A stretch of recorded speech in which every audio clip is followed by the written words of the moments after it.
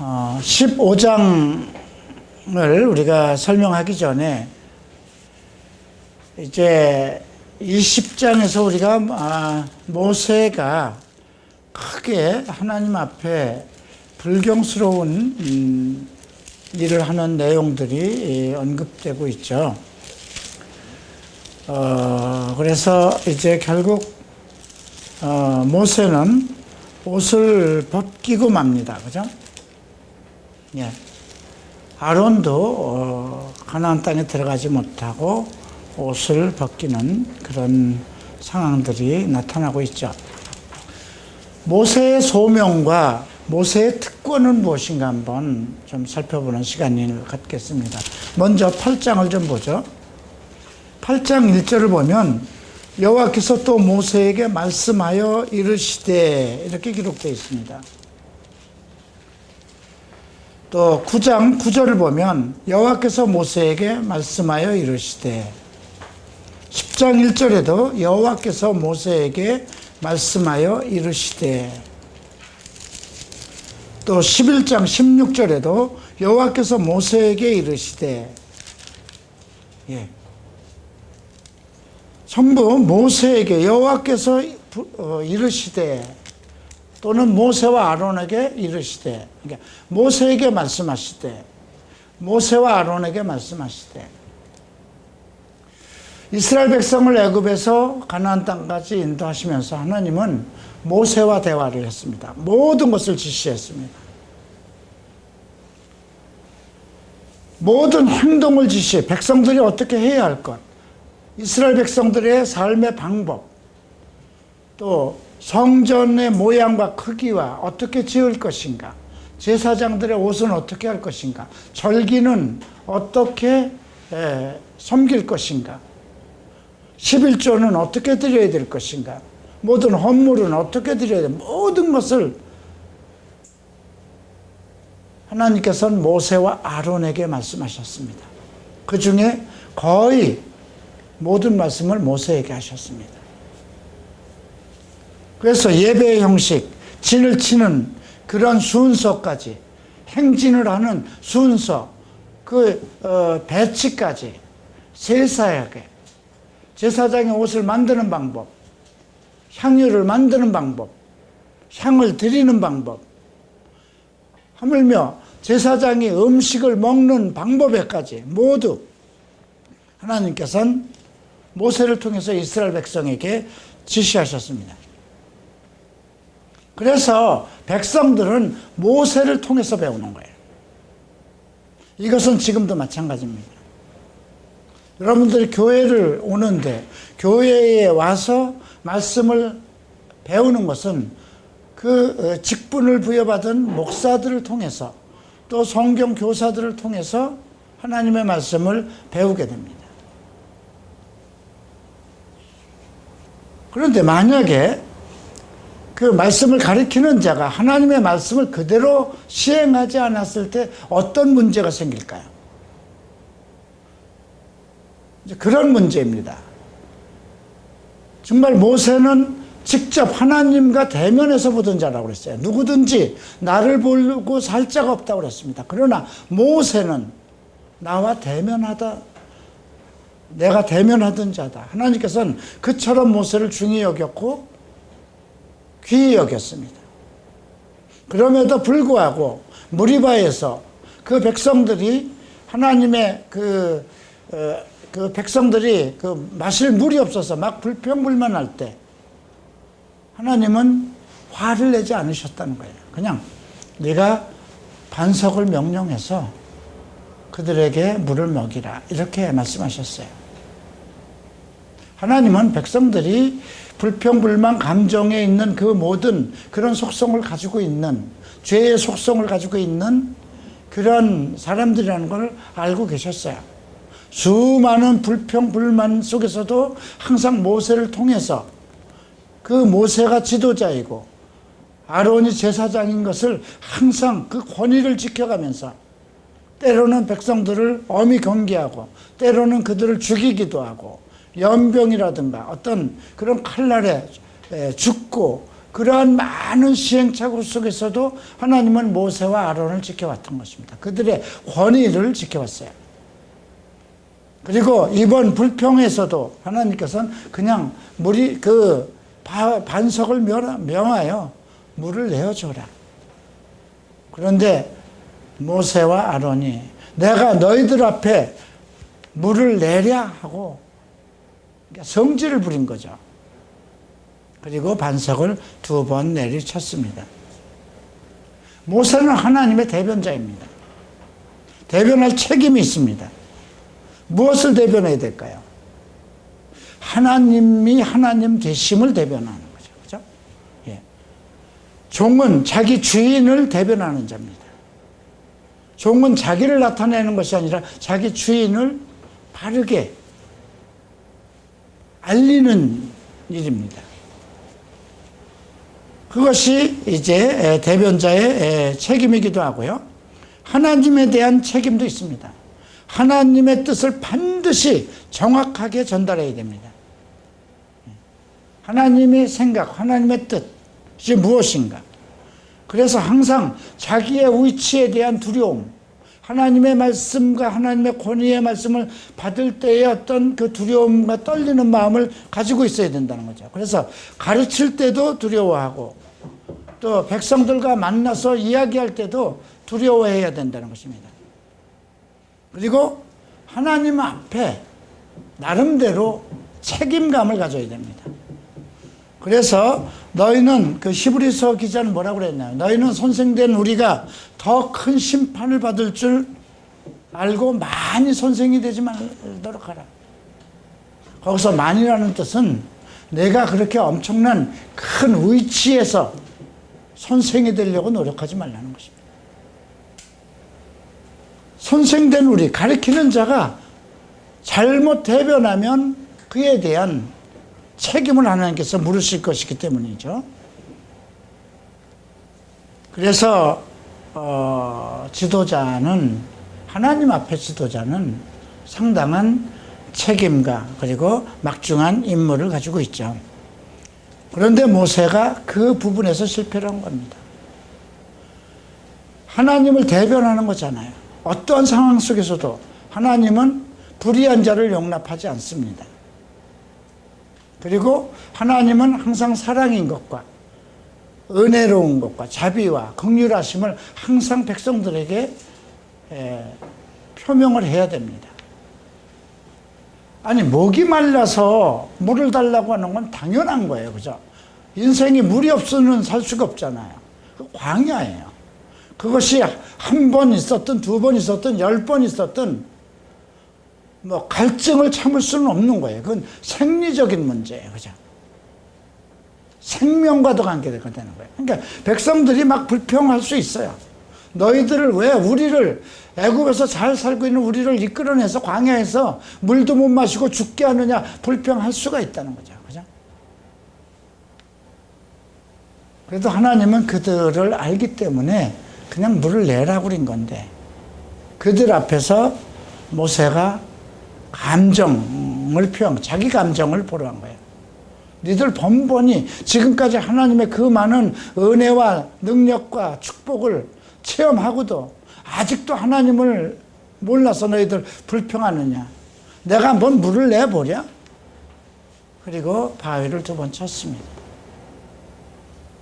그걸로 인해서 그럼 뭐 그거 정도 해가지고 왜 하나님께서는 그 엄청난 이적과 기적을 통해서 그 또 엄청난 그 권위를 줘서 이스라엘 백성을 인도한 모세를 그렇게 단순간에 칼질을 했어야 될까요? 모세의 행동으로 인해서 백성들이 하나님을 오해할 수 있다는 것입니다. 와, 하나님은 이러신 분이구나. 우리의 필요도 감히 달라고 해서는 안 되는 거구나. 이런 문제에 대해서 우리가 한번 생각해 봐야 될 것 같고요. 자, 이제 15장으로 넘어가서 이제 이건 특별한 겁니다. 이제 모세에게 말씀하여 이르시되 이렇게 말씀하셨죠. 이스라엘 자손에게 말하여 그들에게 이르라. 너희는 내가 주어 살게 할 땅에 들어가서 여호와께 화제나 번제나 서원을 갚는 제사나 낙헌제나 정한 절기제나 소나 양을 여호와께 향기롭게 드릴 때에 그러한 헌물을 드리는 자는 고운 가루 10분의 1에 기름 4분의 1 흰을 섞어 여호와께로 소제로 드릴 것이며 번제나 다른 제사로 드리는 제물이 어린 양이면 전제나 포도주 4분의 1 흰을 준비할 것이요 순양이면 소제로 고운 가루 10분의 2에 기름 3분의 1을 신을 섞어 준비하고 전제로 포도주 3분의 1 신을 드려 여호와 앞에 향기롭게 할 것이요. 이제 가나안 땅에 들어가서 하나님께서 주시기로 약속한 그 땅에 들어가면 그들이 해야 할 일을 먼저 합니다. 그런데 거기 가서 농사를 지어라, 집을 개축해라, 또 적군들과 싸워라, 모든 것을 방비하고 어떤 조직을 세워라 이런 것을 하지 않고 하나님께 드리는 예물에 대해서 언급하고 있다는 것이죠. 오늘날 우리가 생각해 보는 것도 마찬가지입니다.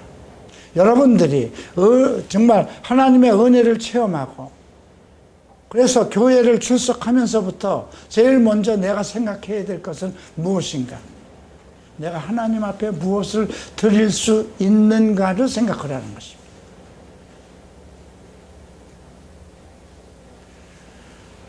왜? 모든 축복이 하나님으로부터 온다고 했을 때 우리가 하나님 앞에 어떤 것을 뭐라고 그럴까요? 하나님께 드리는 것을 주저할 필요는 없어요. 그죠? 내 인생의 모든 것을 책임지시고 먹고 마시고 하는 모든 인생에 필요한 모든 것을 그분으로부터 온다고 했을 때 결국 내가 드리는 11조도 그분이 주신 것에 대한 걸 드리는 거죠. 그죠? 창세기 한번 28장을 보십시다. 11조의 언급이 제일 먼저 나오는 것이 창세기 28장에서 이제 그 야곱이 하나님 앞에 소원하는 것 중에서 언급이 되고 있습니다.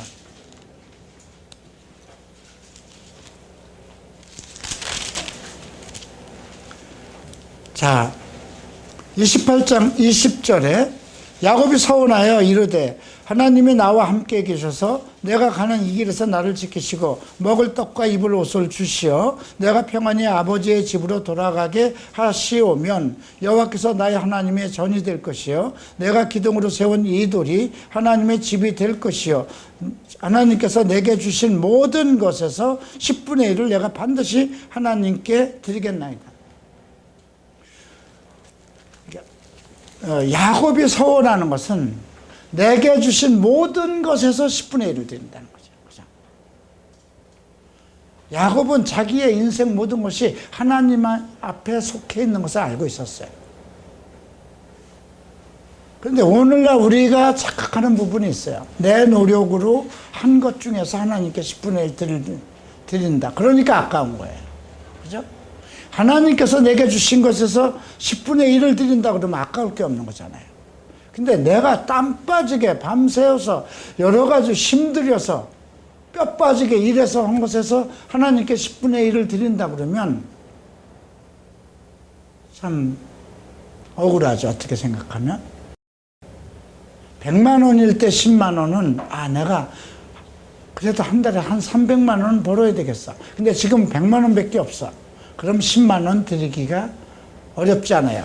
300이라는 걸 벌기 위한 하나님의 축복을 받기 위한 그러한 소망이 있기 때문에 그래서 하나님의 축복을 하셨다고 하십시다. 한 500을 벌게 하셨다면 그래 50만 원 드리지. 1000만 원을 벌게 하셨다면 100만 원 이제 금액이 많아지면 다시 생각해 보게 됩니다. 그죠? 100만 원이 10번이면 1000만 원인데 그죠? 그래서 이런 부분에 대해서 우리가 15장은 그런 쪽에서 생각해 봐야 됩니다. 그런데 이러한 예법은 15장 14절 15절을 보면 그 너희 중에 거류하는 타국인이나 또 똑같이 하나님께 드리는 어떤 그 예법은, 예물은 동일하게, 예, 타국에나 같은 율례이니 너희의 대대로 영원한 율례라. 너희가 어떠한 대로 타국인도 여호와 앞에 그러하리라. 이스라엘 백성들 속에서 함께 살기로 작정한 외국인들도 똑같이 그런 마음을 가지고 하나님께 예물을 드려야 된다는 것입니다. 자, 그리고 이제 그 17절 이후에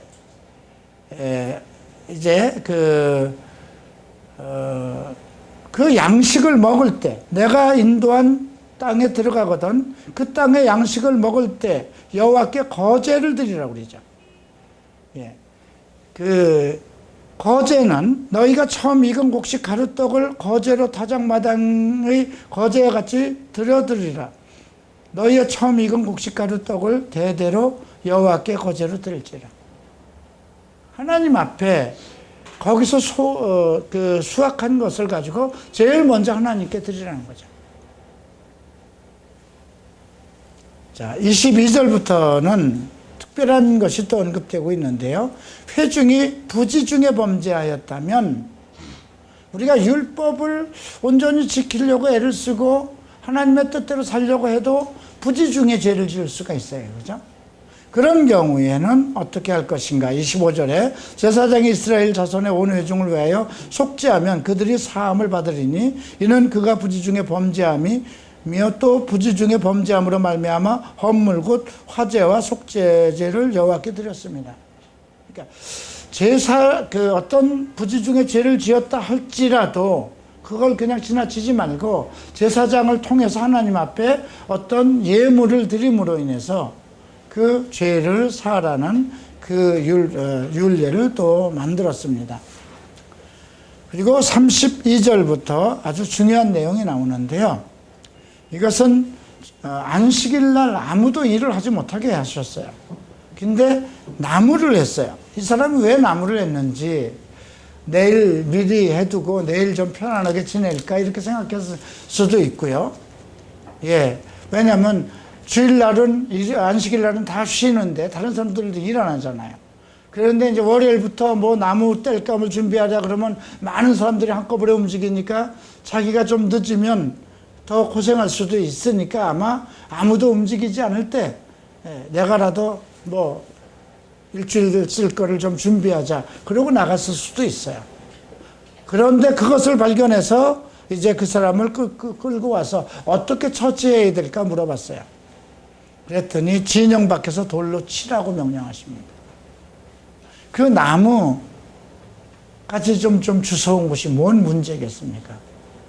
자기 생활에 뗄감으로 필요해서 가져왔을 것인데 정말 우리가 하나님의 뜻을 모르는 사람들은 야, 하나님은 너무 지나치시다 이렇게 생각할 수 있는 부분이에요. 그러나 하나님은 안식일에 그날은 거룩한 날이니 오직 모든 것을 멈추고 오직 하나님만 경외하는 그 날로 삼으신 거거든요. 하나님과 백성들이 온전히 만나서 그의 거룩함 속에서 그의 축복 속에서 지내기를 원했던 것이잖아요. 그래서 이렇게 엄하게 다루었다는 것을 우리가 볼 수 있고요. 자, 40절과 41절 함께 읽겠습니다. 그리하여 너희가 모든 내 계명을 기억하고 행하면 너희 하나님 앞에 거룩하리라. 나는 여호와 너희 하나님이라. 나는 너희 하나님이 되려고 너희를 애굽 땅에서 인도해 내었느니라. 나는 여호와 너희의 하나님이라. 그죠?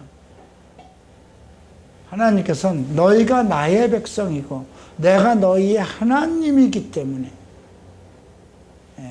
이렇게 모든 법률, 하나님께서 하신 말씀을 그대로 이행하라고 명령하십니다. 자, 이제 16장을 봅니다. 반역이 일어납니다. 16장은 우리가 고라의 반역이라고 언급할 수 있고요. 그 다음 20장에서 일어나는 모세의 실패 를 일으킨 것은 무리바의 반역 이렇게 언급할 수 있습니다. 자, 16장 1절 봅니다. 레위의 증손 고핫의 자손 아스알의 아들 고라와 르벤 자손 엘리압의 아들 다단과 아비람과 벨렛의 아들 온이 당을 짓고 이스라엘 자손 총회에서 택함을 받은 자 곧 회중 가운데 이름 있는 지휘관 250명과 함께 일어나 모세를 거스리니라. 그들이 모여서 모세와 아론을 거슬려 그들에게 이르되 너희가 분수에 지나도다. 회중이 다 각각 거룩하고 여호와께서도 그들 중에 계시거늘 너희가 어찌하여 여호와의 총회 위에 스스로 높이느냐. 이거는 정말 하극상이라고 그럴까요? 어떻게 보면 군대에서 하극상 같기도 합니다. 그러나 이것은 하나님의 권위에 도전하는 거죠. 그래서 그 말을 듣고 모세가 이제 두려워서 엎드려서 이제 너희는 아침에 여호와께서 자기에게 속한 자가 누구인지 거룩한 자가 누구인지 보이시려고 그 사람을 자기에게 가까이 나오게 하시되 곧 그가 택하신 자를 자기에게 가까이 나오게 하시리니 이렇게 하라. 너 고라와 내 모든 무리는 향로를 가져다가 내일 여호와 앞에서 그 향로에 불을 담고 그 위에 향을 두라. 그때 여호와께서 택하신 자는 거룩하게 되리라. 레위 자손들아 너희가 너무 분수에 지나치도다. 지금 이 레위 자손들이 반역을 한 거예요. 한마디로 뭐냐면 아론의 지파만, 레위 지파가 많은데 그 중에 아론의 지파만 제사장으로 섬기게 돼 있어요. 제사장만이 하나님 지성소에 들어가서 제사를 드릴 수 있고 하나님의 말씀을 받아서 그들에게 전달할 수 있는 그런 아주 막중한 위치에 있어요. 그리고 다른 레위 지파의 다른 아들들은 아론의 자손이 아닌 사람들은 전부 짐을 나르고 그 성막에서 섬기는 일을 해야 돼요. 그런데 그 당시는 계속 움직이잖아요. 그죠? 구름이 뜨면 움직이고 구름이 멈추면 또 머무르고 이제 그러한 고된 여행 속에 있는 거예요. 그러다 보니까 아론의 자손들은 그냥 아주 간단하게 가장 좋은 일, 편한 일만 하고 있고 우리는 같은 레위 지파로서 하나님의 기업을 받지 못하는 똑같은 레위 지파인데 왜 우리는 이렇게 고생을 하는가? 이런 논리로 이제 반역을 하게 된 것이죠. 그래서 이제 향로를 여 앞에 가지고 이제 각각 250명이 다 향로를 가지고 오게 합니다. 9절에서 이제 모세가 고라에게 이렇게 얘기를 합니다. 모세가 또 고라에게 이르되 너희 레위 자손들아 들으라. 이스라엘 하나님이 이스라엘 회중에서 너희를 구별하여 자기에게 가까이 하게 하사 여호와의 성막에서 봉사하게 하시며 회중 앞에 서서 그들을 대신하여 섬기게 하심이 너희에게 작은 일이겠느냐. 자, 오늘날도 이건 마찬가지입니다. 교회에는 이제 담임 목사가 있고 부목사가 있고 또 전도사가 있고 그 많은 부서별로 어떤 일들을 하게 돼 있습니다. 그죠? 그런데 만약에 부목사가 왜 당신만 모든 것을 그렇게 높은 모든 일들은 자기가 혼자 하고 나에게는 이렇게 힘든 일만 시키느냐. 이렇게 하면 어떻게 되겠어요? 그죠? 그냥 요즘 같으면 그냥 떠나는구만이죠. 그죠? 아니면 자기가 교회를 개척하든가. 이런 문제에 대해서 하나님께서 어떻게 하시는가. 이런 문제인데요. 그래서 이제 10절 보면 하나님이 너와 내 모든 형제 레위 자손으로 너와 함께 가까이 오게 하셨거늘 너희가 오히려 제사장의 직분을 구하느냐. 이 말이죠. 너희들을 가까이 두고 성막을 섬기고 백성들을 대신하게 했는데 그것이 부족해서 너희들도 제사장 직분을 하고자 하느냐. 이렇게 물은 거죠. 이를 위하여 너희와 너희 온 무리가 다 모여서 여호와를 거스리노다. 아론이 어떠한 사람이기에 너희가 그를 원망하느냐. 물론 자기 형제예요, 모세로서는. 그러나 하나님이 직접 세우신 자잖아요. 그죠? 예. 자, 그랬더니 이제 모세가 엘리야의 아들 다단과 아비람을 부르러 사람을 보내는데 그들은 같이 가지 않겠다고 하고 내가 우리를 적과 꿀이 흐르는 땅에서 이끌어내어 그러니까 젖과 꿀이 흐르는 땅으로 가는 곳인데, 지금 이 엘리압의 아들 다단과 아비람은 뭐라고 얘기하냐면, 우리를 젖과 꿀이 흐르는 땅, 여기 애굽을 얘기하는 거예요. 땅에서 이끌어내어 광야에서 죽이려 함이 어찌 작은 일이기에 오히려 스스로 우리의 우위의 왕이 되고자 하냐. 네가 애굽에서 우리가 젖과 꿀이 흐르는 그 애굽에서 잘 먹고 살던 우리를 끌어내서 광야에서 이렇게 고생을 시키는데, 그것도 모자라서 내가 스스로 왕이 되느냐.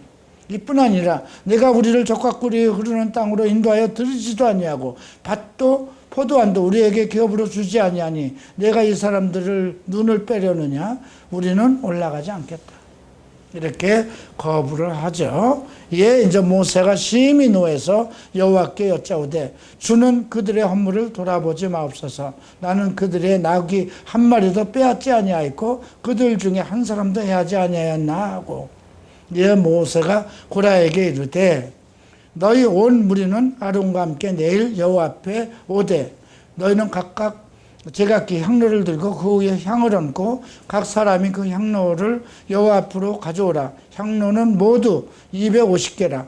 너와 아론도 각각 향로로 가지고 올지니라. 그래서 각각 자기 향로에다 불을 담아서 이제 여호와 앞에 드렸는데, 이제 어떤 상황이 벌어졌는가? 이제 20절을 봅니다. 여호와께서 모세와 아론에게 말씀하여 이르시되 너희는 이 회중에서 떠나라. 내가 순식간에 그들을 멸하라 하노라. 그 두 사람이 엎드려 이르되 하나님이여 모든 육체의 생명이 하나님이여 한 사람이 범죄하였거든 온 회중에게 진노하시나이까. 이것이 지금 모세와 아론의 어떤 하나님의 공의를 구하는 것입니다. 창세기 19장에서도 똑같은 내용이 나옵니다. 하나님께서 소돔과 고모라를 멸하려고 했을 때 아브라함이 어떻게 죄인과 의인을 함께 멸하십니까? 이렇게 논하죠. 자, 이제 여호와께서 모세에게 말씀하십니다. 회중에게 명하여 이르를 너희는 고라와 다단과 아비람의 장막 사방에서 떠나라. 모세가 일어나 다단과 아비람에게로 가니 이스라엘 장로들이 따랐더라. 모세가 회중에게 말하여 이르되 이 아기들은 장막에서 떠나고 그들의 물건은 아무것도 만지지 마라. 그들 모든 죄 중에서 너희도 멸망할까 두려워하노라. 그리고 결국은 하나님께서 이제 그들을 벌하시는데 30절 봅니다. 만일 여호와께서 세일을 행하사 땅이 입을 열어 이 사람들과 그들의 모든 소유물을 삼켜서 산채로 수월에 빠지게 하시면 이 사람들이 과연 여호와를 멸시한 것인 줄을 너희가 알리라. 자, 여기서 수월이라는 건 지옥을 뜻하는 것이고요. 모세가 이 모든 말을 마치자 그들이 섰던 땅바닥이 갈라져서 그들과 모든 재물을 삼켰습니다. 그들과 그 모든 재물이 산채로 소홀에 빠지며 땅이 그 위에 덮이니 그들이 회중 가운데서 망하니라. 자, 이렇게 해서 이제 여호와께로부터 불이 나와 분향하는 250명을 모두 불살른 내용이 나옵니다. 이에 이제 여호와께서 모세에게 그 향로는 거룩한 것인즉 그 향로를 모두 불을 쏟아버리게 하고 그것으로 이렇게 제단을 쌓는 철판을 만들게 합니다. 그래서 이스라엘의 자녀들에게 기념물이 되게 해서 앞으로 이러한 반역이 일어나지 못하게 하기 위해서 이제 그 기념물로 만들죠. 40절 봅니다. 이스라엘 자손의 기념물이 되게 하였으니 이는 아론의 자손이 아닌 다른 사람이 여호와 앞에 분향하러 가까이 오지 못하게 함이며 또 고라와 그의 무리와 같이 되지 않게 하기 위함이라. 여호와께서 모세를 시켜 그에게 명령하신 대로 하였더라. 자, 이렇게 우리가 이제 두 장에서 볼 수 있는 것은 16장에서는 우리가 하나님이 주신 이끌어 가신 그 땅에 가서 우리가 해야 할 일이 무엇인가.